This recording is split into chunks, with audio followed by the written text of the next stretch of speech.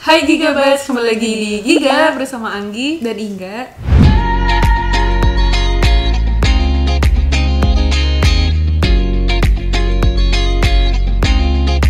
Oke guys, apa kabar? Jadi karena waktu itu kita pernah bahas mengenai Big Four. Nih buat kalian yang belum nonton bisa nonton di sini. Jadi hari ini kita berdua mau lanjutin lagi nih konten Big Four kita.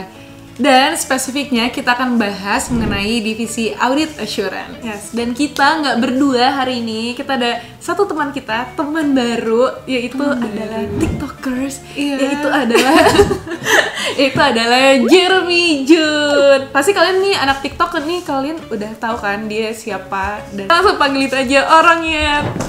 Dadah! Halo guys. Halo guys. Oke, jadi kita udah sama teman baru kita, itu adalah Jeremy Jun.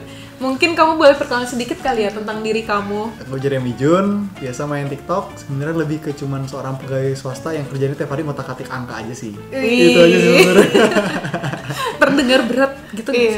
Angka gitu. Berat. Oke, jadi langsung aja ya. Jadi Jeremy Jun panggilannya Jun. Panggilannya Jun. Jadi Jun ini dulunya pernah kerja di mana, Jun? Di salah satu Big Four lah. Oke, di salah satu Big Four di Jakarta. Dan di bagian Audit Assurance. Spesifiknya Assurance Divisions. Assurance Division. Aku tuh sebenarnya penasaran sih. Jadi audit dan assurance itu sama nggak sih?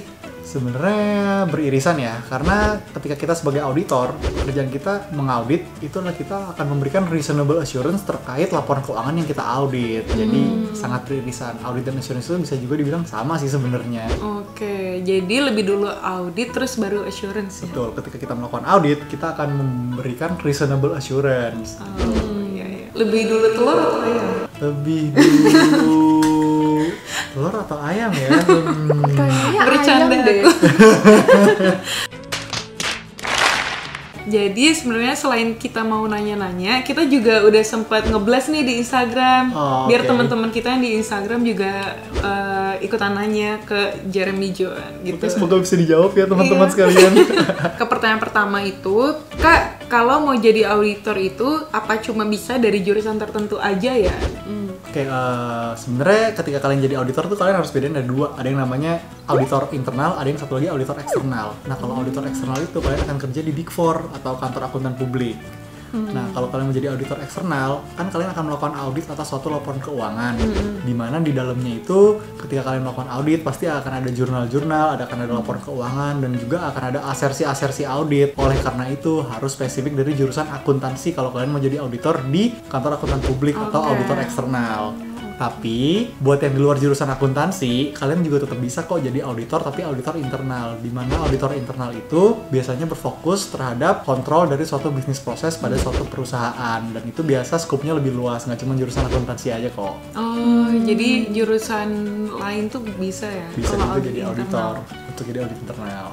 Nah, buat kalian juga yang belum tahu, jadi audit itu nggak cuman selalu nge-audit perusahaan luar, tapi juga nge-audit perusahaan kita sendiri gitu. Nah, pertanyaan kedua adalah, Kak, jelasin dong kok bisa keterima jadi auditor di salah satu Big Four gitu. Mungkin kalau misalnya untuk kerja di Big Four sendiri, sama mungkin sekaligus menjawab ya, fresh graduate pasti suka banyak yang nanya, kira-kira kalau misalnya baru lulus tuh apakah bisa langsung kerja di Big Four? Bisa banget. Mungkin contohnya juga, Inga juga pernah kan dari fresh graduate langsung kerja di Big Four gitu kan. Kenapa? Karena setiap tahun di Big Four tuh ada yang namanya annual promotions ya, dimana akan ada naik jabatan dan pasti entry level itu akan selalu kosong. Nah, dimana entry level itu biasanya ngisi selalu fresh graduate. Bener kan ya, harus kayak gitu. Kalau aku sendiri awal mula masuknya itu gimana? Jadi pas aku semester terakhir tuh aku sisa skripsi lah, nunggu sidang skripsi. Karena mungkin aku juga punya waktu yang cukup luang, aku diajak teman aku kebetulan untuk apply intern sama-sama di salah satu Big Four. Jadi ya udah aku coba intern. Waktu itu aku submit CV, aku submit resume, academic letter dan lain-lain ya. Aku apply dari webnya langsung waktu itu. Aku apply dan 1-2 minggu kemudian aku ditelepon untuk interview. Aku ditelepon untuk interview. Setelah interview, jadi interview itu 2 kali. Ada interview HR dan ada interview user. Buat intern juga? Intern 2 kali langsung. Kalau di tempat aku kerja waktu itu internnya 2 kali interview. Dari pertama apply sampai kelar di interview itu 3 minggu ya. Habis itu nggak lama aku akan di offering. Waktu itu sih aku dapat email offering. Untungnya gitu, dapat email offering untuk intern di Big Four gitu. Keren. Jadi aku intern sih waktu itu, aku mulainya dari intern. Oke, kita masuk ke pertanyaan selanjutnya. Halo Kak, mau nanya dong, effort untuk menjadi seorang auditor itu apa aja, dan resiko menjadi auditor itu apa aja sih Kak? Thank you. Jadi kalau misalnya sebagai effort apa sih yang harus dipersiapkan untuk masuk sebagai auditor? Let's say kalau misalnya kita masuk ke kantor Big Four as external auditor ya, yang harus dipersiapkan yang pasti ilmu akuntansi kita sebagai S1 akuntansi. Dimana kalian nggak harus kok inget semua materi yang pernah kalian pelajari 100%, itu nggak harus kalian inget, benar-benar inget. Tapi paling nggak kalian menguasai. Jadi ketika kalian ketemu case yang sama, kalian punya pegangan gitu. Kalian nggak ngeblank untuk ngadepinnya. Mungkin selain itu effortnya juga kalian harus lebih ke diri sendiri ya, harus bisa terbuka gitu. Karena sebagai fresh graduate, pasti kita minim pengalaman dibanding orang-orang yang sudah pernah kerja sebelumnya gitu. Kalau buat resikonya sendiri sih, mungkin sebagai auditor, mungkin kalian juga udah pada tahu ya. Mungkin Inga juga udah pernah bahas di video Big Four-nya sebelumnya, bahwa di periode tertentu, khususnya untuk divisi assurance atau audit, akan ada yang namanya peak season. Peak season itu Apa tuh Kak? Apa tuh Kak? Kok kayak terdengar menyeramkan? Terdengar menyeramkan. memang menyeramkan. Peak season itu sebenarnya adalah periode di mana kita akan melakukan final audit. Final audit itu sendiri ketika perusahaan yang kita audit, klien kita udah tutup buku. Jadi kita harus melakukan audit ketika dia udah tutup buku. Di mana kita Ngerti nggak Gi?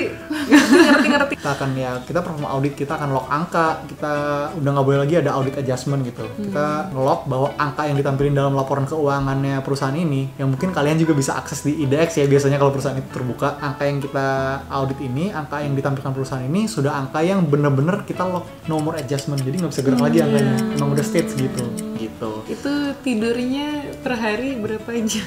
Atau tidur nggak? Pernah aku pulang sampai rumah itu jam 3:30 ya. Ya, jam 8 dari kantor lagi gitu. Dan ada teman aku juga dia jam 8 baru pulang dari kantor. Jam 1 udah masuk kantor lagi. 8 pagi, 8 terus pagi, jam 1 siang udah di kantor lagi. Itu pasti juga kalian tidurnya kepikiran kerja nggak sih? Nggak nyaman gitu. Kayak baru tidur, udah pagi lagi aja gitu. Itu nggak enak banget sih rasanya. Iya, mungkin ya itu sih resikonya ya. Iya. Next question. Gimana sih Kak penggunaan bahasa Inggris dalam bekerja di Big Four? Apalagi kan kamu auditor kan nih di Big Four. Nah, itu tuh sebenarnya butuh nggak sih perbahasa Inggrisan gitu, atau sebenarnya dengan bahasa Indonesia aja udah cukup dengan pekerjaan kamu sebagai auditor? Oke, kalau untuk dari sisi bahasa Inggrisnya sendiri ya, ketika kita masuk Big Four itu kan is a global firm, it's a global network lah. Kita sih nggak harus bisa fluent lah bahasa Inggris, nggak harus lancar banget ngomongnya gitu. Which is kalau kita lancar, it's a plus point juga. Nggak harus lancar, tapi palingnya kita menguasai, palingnya kita ngerti. Kenapa? Oke, mungkin kalau kita ngomong komunikasi sehari-hari sama-sama teman-teman kita, ya orang Indonesia, we speak bahasa. Ya benar. Tapi kalau kita bikin report, kita ngerjain working paper, semua itu dokumentasinya harus dalam bahasa Inggris.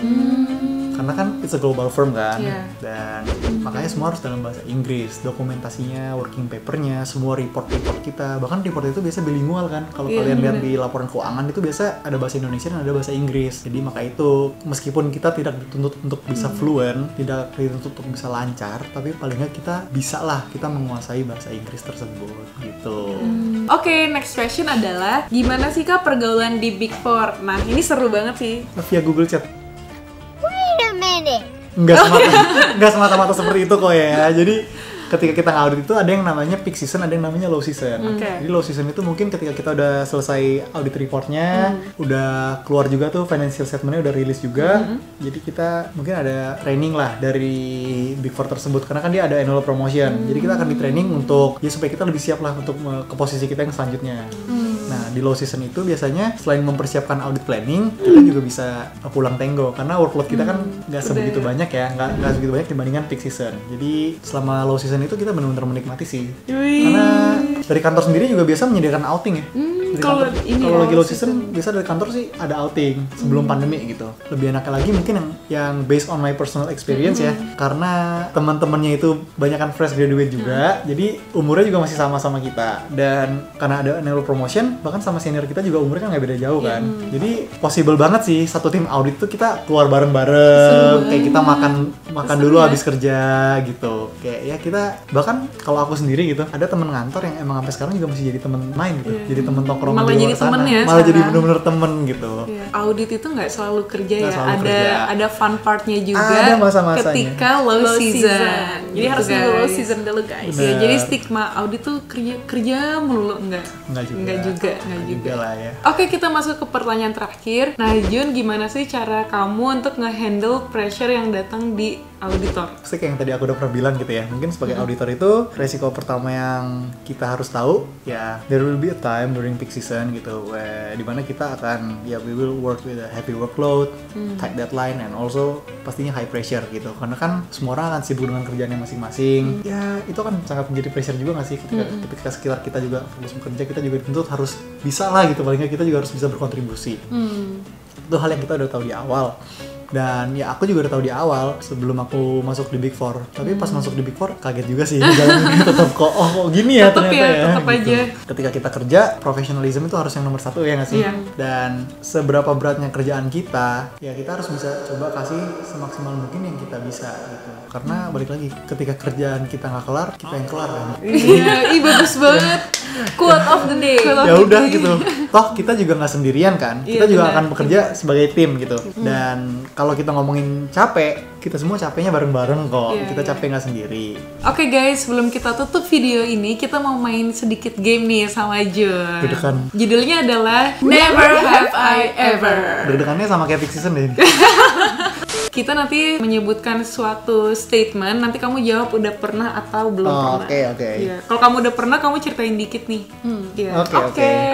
Kayaknya belum pernah semua deh. Kayaknya belum pernah semua deh. Kayak pernah semua deh. Oke, jadi pertanyaan pertama adalah pernah nggak kamu mute selama kamu meeting? Mute, Zoom mute. Pernah.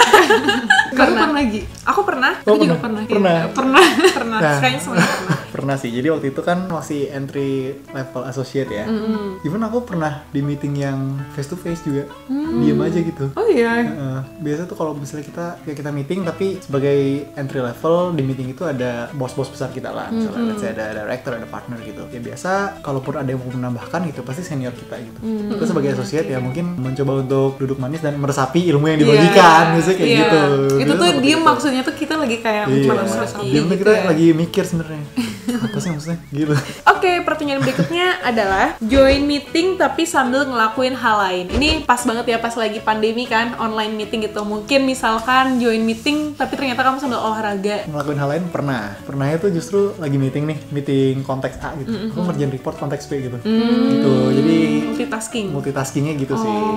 Oke, pertanyaan ketiga adalah pernah nggak mandi seharian sambil kerja? Soalnya biasa mandinya jam 6. Habis kerja baru mandi gitu. Jam 6 sore. Jam 6 sore. Selalu kayak gitu. Biasanya pas WFH. Itu kalau misalnya udah bangunnya kesiangan sih. Geser nggak sih? Geser gak sih? Belum Geser jam sih? Oke, next question. Bolos kerja demi ngedate. Nggak pernah sih kalau itu. Karena Yakin? Anda yakin? karena kerjaannya udah cukup berat ya bun. Pertanyaan terakhir, nangis pas kerja. Pernah. Pernah jujur nggak bohong lah. Pernah lah itu mah. Lembur-lembur kan. Terus nangis. Tuh saya aja kayak sedih gitu. Serius? Gue Ada sedih. fotonya. Ini pas lagi WFO ya berarti? Tahun pertama kan. Oh iya ya, wajar sih ya. Dan normal sih, banyak sih yang kayak gitu. Banyak ya? Banyak. Digedor nggak sama orang kayak, woi jangan Kan nangis di nggak dalam. sampai